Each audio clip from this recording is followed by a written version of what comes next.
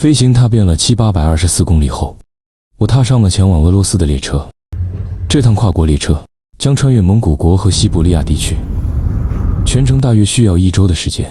在漫长的旅途中，我将经过许多不同的城市和乡村，俄罗斯独特的自然风光和文化风情。虽然路途遥远且艰辛，但我相信这将是一段难忘的经历。在这趟列车上，我可以欣赏到美丽的风景，品尝当地的美食，感受俄罗斯人民的热情好客。我也期待着能够深入了解这个国家丰富的历史文化遗产。这次旅程不仅是一次冒险，更是一次心灵的洗礼。它让我更加珍惜眼前的美好时光，也激发了我对未知世界的探索欲望。我相信这段经历将会成为我人生中最宝贵的财富之一。当火车缓缓驶入莫斯科站时，我被这座城市的宏伟壮观所震撼。高楼大厦、宽阔的道路、熙攘攘的人群以及浓郁的文化氛围，都让我感受到了它的独特魅力。漫步在莫斯科的大街小巷，我仿佛置身于一个童话世界。红场上的克里姆林宫、圣瓦西里大教堂等标志性建筑让人流连忘返，而那些隐藏在小巷中的古老书店和咖啡馆则充满了文艺气息。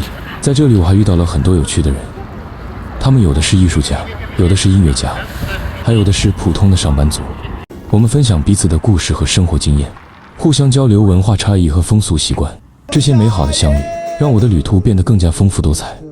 此外，莫斯科的美食也是一大亮点，无论是传统的罗宋汤、鱼子酱还是现代化的美食餐厅，都能满足你的味蕾需求。当然，除了莫斯科之外，还有很多其他值得一游的城市，比如圣彼得堡、喀山等等。每个城市都有自己独特的风格和文化底蕴等待你去发现。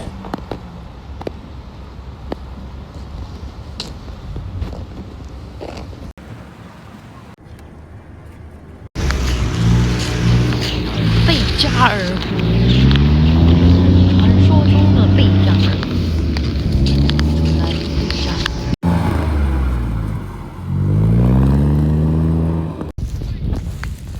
结冰了。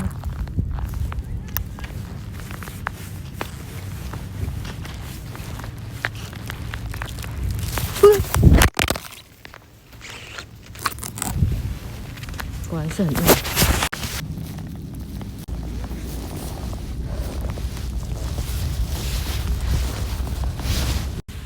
没有断掉。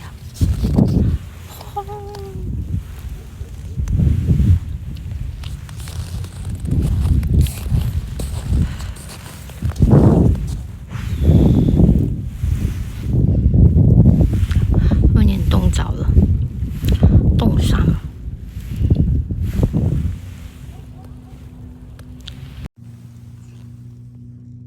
这个冰是滑的，而且超级滑的。